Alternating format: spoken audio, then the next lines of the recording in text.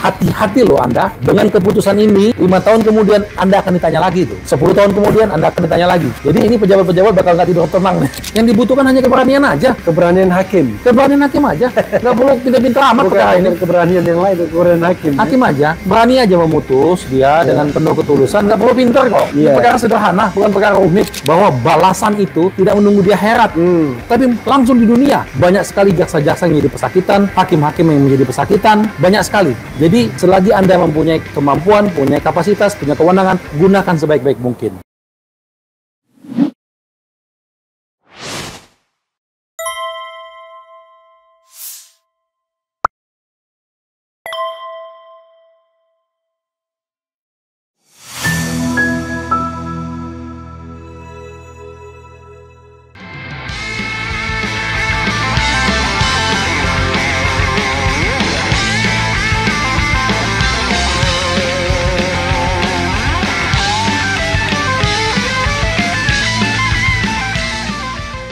Pertanyaannya adalah apakah semua itu dalam putusan ini diakui oleh hakim bahwa Tom Lembong sama sekali tidak mendapatkan aliran dana atau keuntungan bagi dirinya pribadi? Ya, kalau itu diakui secara tegas oleh hakim. Oke. Dalam putusannya di akhir dia mengakui bahwa karena Tom Lembong tidak mendapatkan keuntungan apapun dalam bentuk apapun, maka tidak ada denda yang harus dia bayar. Oke. Ya. Itu diakui oleh hakim. Nah, sebetulnya bukan hanya hakim mengakui, jaksa juga mengakui. Nah, tetapi hakim berpikiran bahwa Tom Lembong ini menguntungkan korporasi yang 8 perusahaan tadi.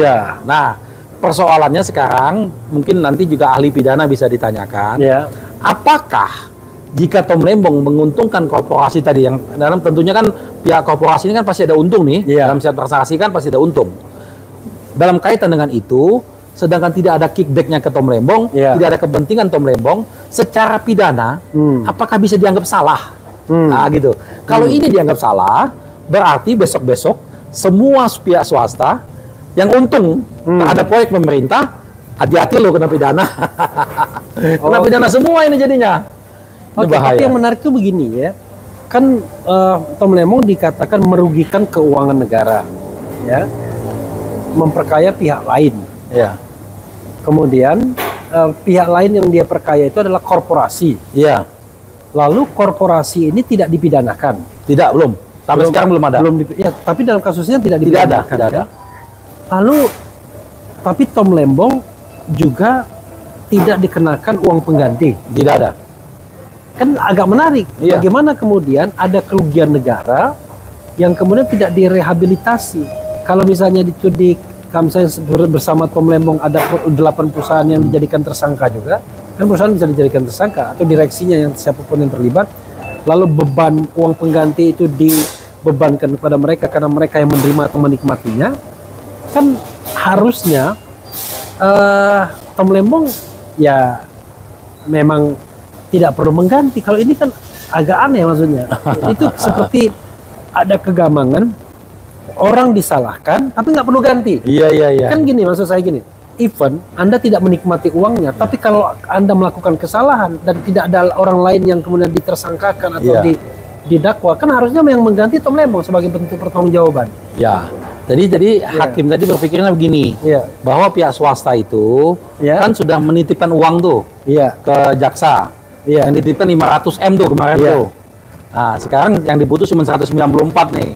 Jadi ini jaksa harus mengembalikan sisanya ke mereka.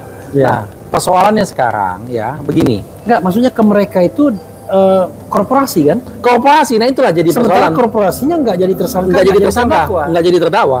Yang jadi terdakwa bisa disita uangnya. Ya ini, yang jadi terdakwa hanyalah direksi-direksinya.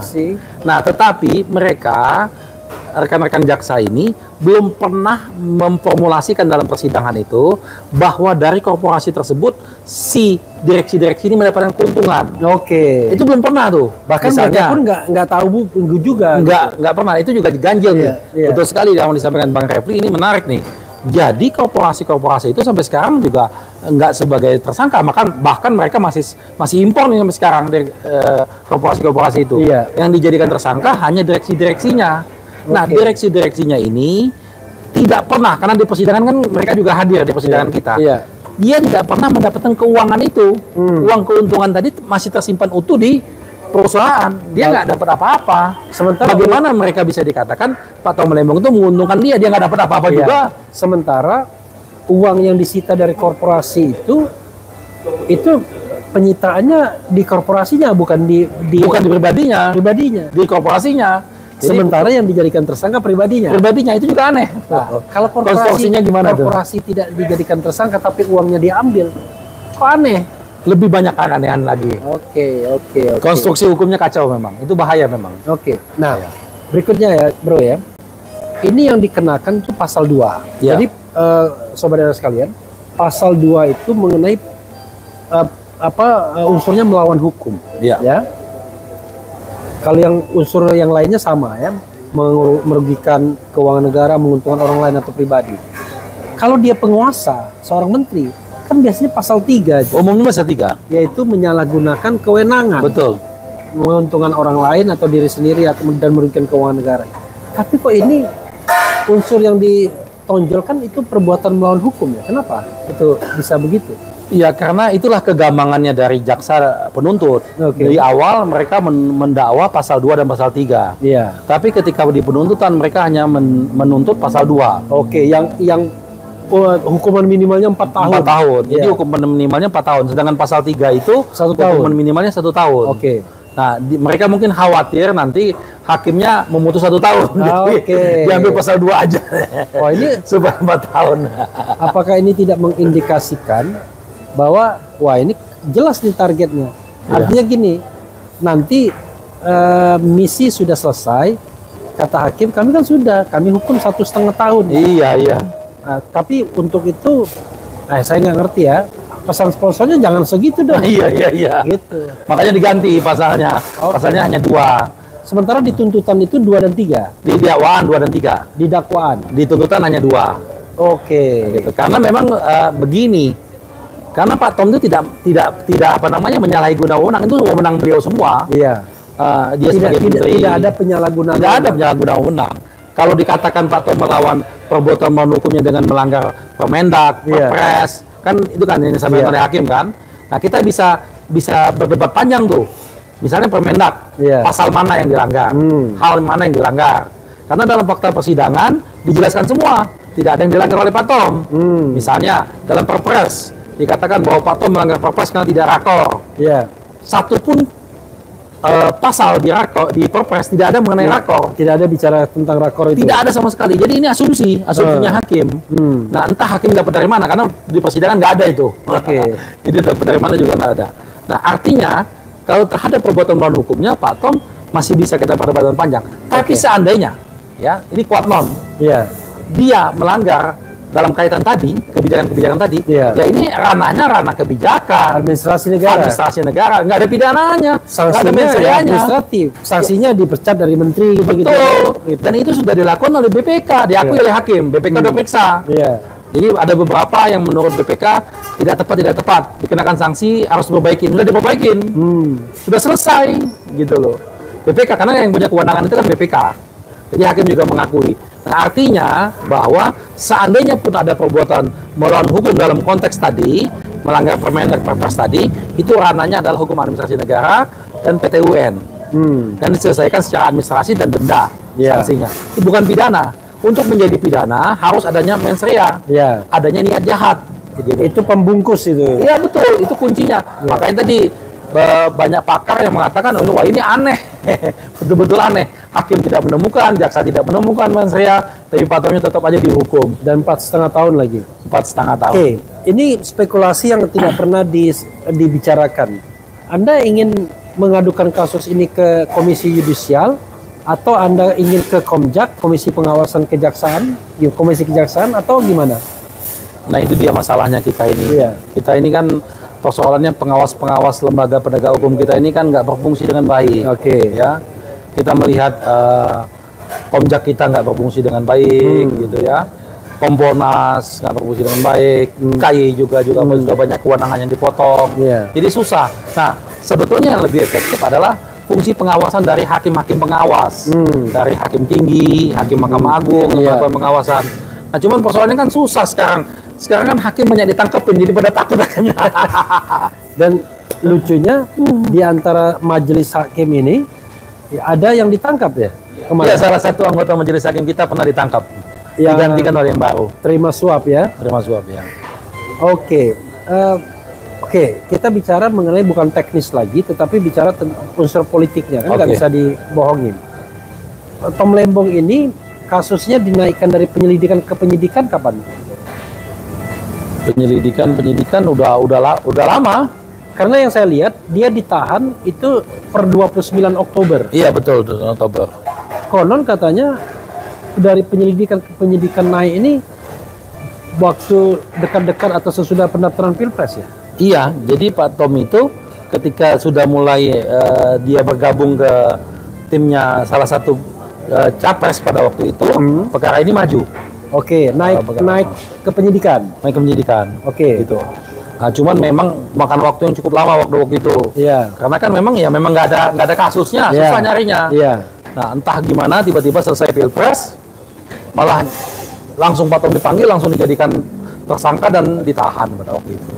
Oke, itu dijadikan tersangka, ditahan itu 29 Oktober saya baca. Betul.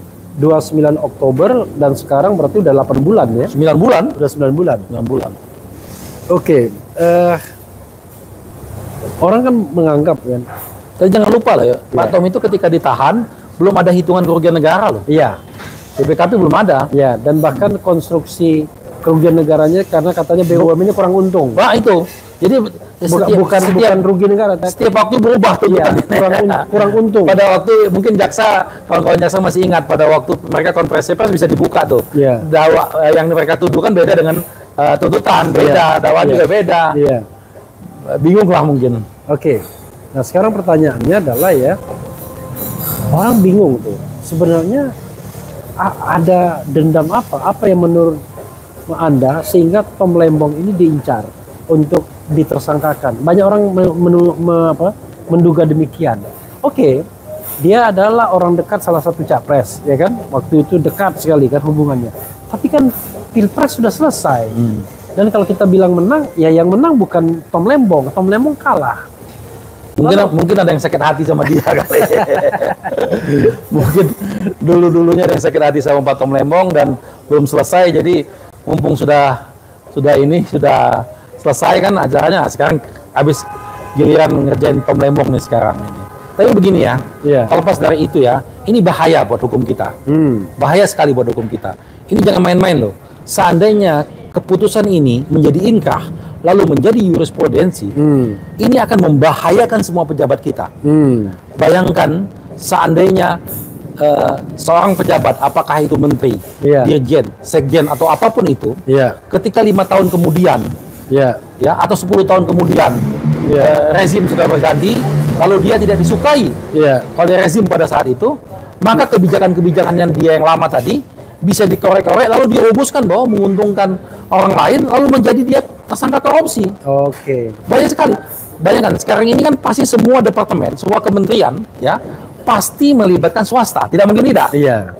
Dan swasta itu pasti untung. Nggak mungkin nggak. Oleh karena apa? Karena kebijakan tadi, keputusan yang dilakukan oleh dirjen, sekjen segala macam. Hati-hati loh Anda dengan keputusan ini. 5 tahun kemudian Anda akan ditanya lagi itu. 10 tahun kemudian Anda akan ditanya lagi. Jadi ini pejabat-pejabat bakal nggak tidur tenang nih. Ini 10 tahun ya? 10 tahun, 4 tahun, 10 tahun. Kan 2015, 2016. Betul. Lalu dibuka kembali kira-kira 2023 ya. 2023. Ya lumayan lah, 8 tahun ya.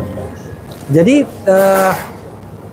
kira-kira kalau Anda bicara strong point untuk membebaskan Tom Lembong, itu harapan banyak masyarakat yang saya lihat ya. Karena tidak ada yang mencaci Tom Lembong dalam kasus ini kalau saya lihat ya.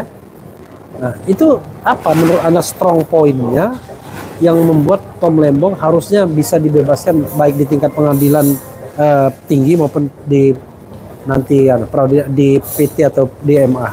Pertama, Tom Lembong tidak punya mens rea. Tidak memiliki niat jahat untuk melakukan satu kejahatan. Itu tegas sekali. Itu penting. Itu diakui oleh jaksa, oleh hakim. Sehingga orang yang tidak punya niat jahat apakah pantas dipidana? Satu itu. Lalu kedua, Tom Lembong tidak menikmati apapun keuntungan secara langsung maupun tidak langsung. Ya, baik sekarang maupun masa depan atau sebelumnya, sama sekali tidak ada. Itu diakui dalam persidangan. Bahkan hakim pun mengatakan dalam putusannya. Ya. Lalu ketiga, persoalan kebijakan apakah itu salah atau benar itu masih jadi perdebatan. Ya, sehingga kalau nanti kita mendapatkan hakim yang berani, yang pintar, yang jujur, kita yakin pasti Tom Lembong akan dibebaskan. Luar biasa, bro. Kesan Anda ya sebagai lawyer, dan saya tahu Anda kan secara pribadi dekat juga dengan Tom Lembong. Bagaimana perasaan Anda as a lawyer dan as a friend? Iya, jadi Tom Lembong ini tidak hanya sebagai seorang klien bagi kita. Dia adalah teman seperjuangan kita. Sahabat dalam memperjuangkan nilai-nilai. Kita ini memiliki banyak kesamaan dengan Bung Refli, dengan Tom Lembong. Kami ini berjuang bersama, kita semua ini berjuang bersama, memperjuangkan nilai-nilai. Kami bukan memperjuangkan seseorang atau sekelompok orang, bukan. Yang kita perjuangkan itu adalah nilai-nilai. Tujuannya apa? Untuk supaya Indonesia lebih baik, hukum ada kepastian, dan kita semua negara ini akan lebih makmur. Tujuannya itu. Dan Tom Lembong dengan penuh cinta kasih dia melakukan itu. Saya melihat Tom Lembong, ya, saya pernah menanganin beberapa kasus besar, ya. Saya melihat Tom Lembong berbeda. Dia memiliki ketegaran, Tom Lembong ini. Dia tidak pernah bermasalah dengan hukum, dan dia orang yang sangat taat ajas, taat ketentuan, taat dan segala macam. Sampai saat ini masih taat ya. Sampai saat ini masih taat sekali dia. Dia tidak pernah berhadapan dengan masalah hukum, tapi dia tidak sedikit pun gentar dalam masalah ini. Saya betul-betul kagum sama dia. Dan terlihat tenang gitu ya. Dia tenang sekali. Dan keluarganya juga, istrinya itu luar biasa. Orang yang nggak salah itu. Ya, istrinya Tom Lembong itu adalah seorang ibu rumah tangga yang sangat taat ibadah. Dia seorang Katolik yang sangat taat ya. Saya melihat dia mendampingi Pak Tom Lembong ini dengan penuh cita kasih, dengan penuh kesabaran. Sedangkan anak-anaknya berada di luar negeri, masih kecil-kecil, belum selesai sekolah, masih di tingkat SMP dan SMA, harus ditinggal untuk mendampingi Pak Tom Lembong ini. Ini luar biasa. Saya kadang-kadang sedih. Nyonyanya ini sebenarnya di luar negeri ya? Ya, istrinya harusnya di luar negeri menemani anak-anaknya, tapi karena di mana? Di Amerika? Di London. Di London. Tapi karena kasus Tom Lembong dia harus balik, ya, dan dia harus siap menerima kenyataan ini. Jadi dia tidak mendapatkan, pada waktu Tom Lembong dia tidak mendapatkan fasilitas apapun. Waktu Tom Lembong jadi menteri, sekarang Tom Lembong jadi tersangka, jadi terdakwa, bahkan jadi sekarang terhukum ya, sekarang ini dia harus menerima kenyataan itu. Tapi saya lihat tadi istrinya tegas sekali. Ya wajarlah kalau dia bersedih gitu ya. Dia secara tegas tadi Pak Tom Lembong dan istrinya menyampaikan terima kasih kepada semua tim lawyer yang sudah bekerja. Sampai kita kalau kasus Tom Lembong ini selalu kawan-kawan tim ini tidurnya jam 12 malam. Karena kadang-kadang sidang selesai jam 11, 12. Pulang, besok itu harus menyiapkan bahan lagi untuk karena dosa harus sidang lagi. Bayangkan, saksi yang dihadirkan jaksa itu 80 lebih. 80 lebih kan yang dibacakan tadi sama hakim.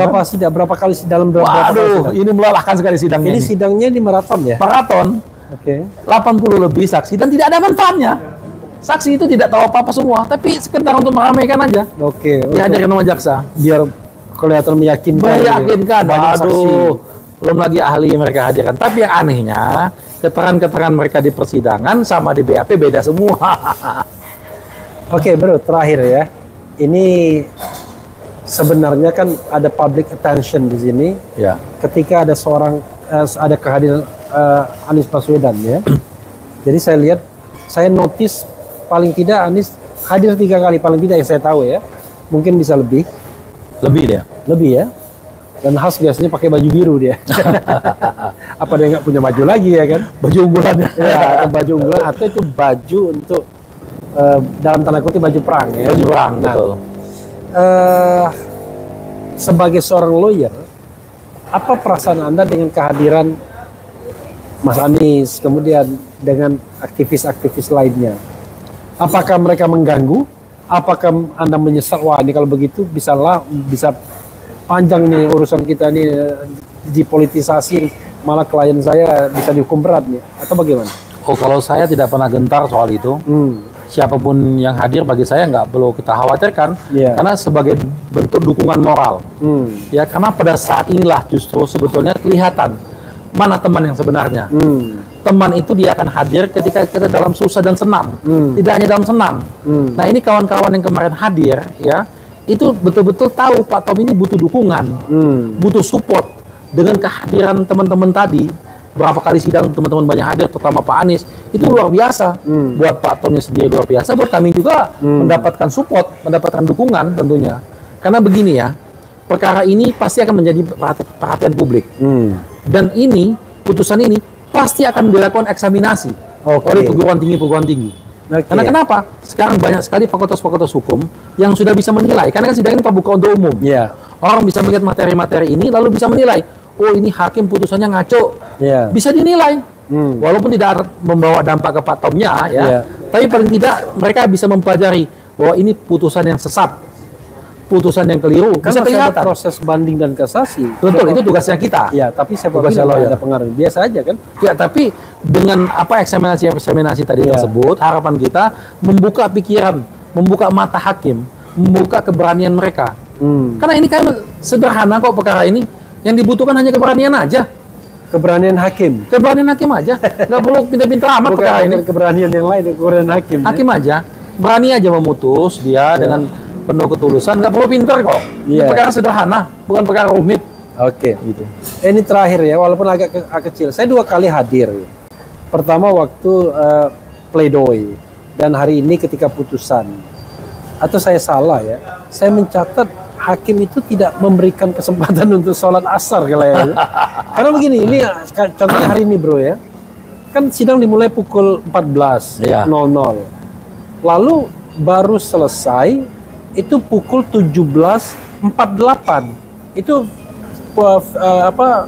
ketok palunya 17.48. Sementara maghrib 17.56. Iya. Saya lihat tuh Pak Anies terpaksa sholat di koridor yang nggak jelas gitu-gitu. Itu tadi karena saya pikir bakal break, bakal lama, saya keluar duluan. Begitu saya mau balik lagi, saya lihat ibu-ibu marah. Kalau waktu saya keluar ibu-ibu marah-marah. Kalau saya masuk lagi dianggap wah ini diskriminasi, kok refli bisa masuk yang lainnya enggak.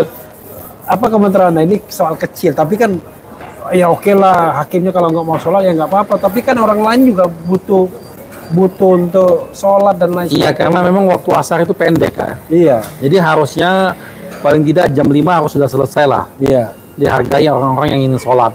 Jam 5 bisa selesai, nanti setelah maghrib kita bisa lanjut lagi sebetulnya. Tidak perlu. Tadi tuh kalau saya lihat tuh hakim tuh motong gopo-gopo, mau cepet-cepet lari deh kayaknya. Iya. Mungkin takutan dia. Atau skenario-nya begitu bro. Skenario-nya adalah menjelang maghrib harus selesaikan menjelang maghrib. Iya betul. Karena pasti banyak orang yang lari-lari untuk sholat asar dan lain sebagainya. Oke bro, makasih banyak ya. Closing statement bro. Ya, harapan kita ya di negara yang kita cintai ini, bagaimana kita sama-sama aware terhadap penegakan hukum di negara kita ini, supaya betul-betul ada kepastian hukum dan ada penegakan hukum yang baik. Karena bukan tidak mungkin sebuah masalah yang terjadi di Tom Lembong dan yang lain-lainnya akan juga terjadi pada kita semua. Dan bukan tidak mungkin terjadi juga kepada jaksa yang menuntut, hakim yang memutus. Bukan tidak mungkin. Karena sejarah sudah membuktikan bahwa balasan itu tidak menunggu di akhirat, tapi langsung di dunia. Banyak sekali jaksa-jaksa yang menjadi pesakitan, hakim-hakim yang menjadi pesakitan, banyak sekali. Jadi selagi Anda mempunyai kemampuan, punya kapasitas, punya kewenangan, gunakan sebaik-baik mungkin. Gunakan sebaik-baik mungkin. Karena balasan itu akan segera datang. Terima kasih. Wah. Ya, saudara sekalian ya, dalam segala hal yang kita harus cari adalah kebenaran, bukan pembenaran. Apalagi terkait dengan nyawa manusia dan juga kebebasan manusia. Mudah-mudahan bermanfaat dan kita tunggu bagaimana nanti proses banding. Tetapi bro, kalau nggak dikawal proses ini, tidak diramaikan di publik dan cuma di backdoor, wah lebih bisa lewat ya? Iya betul. Oke, terima kasih. Terima kasih Bang Refli, terima kasih semuanya. Wassalamualaikum warahmatullahi wabarakatuh. Keren cara.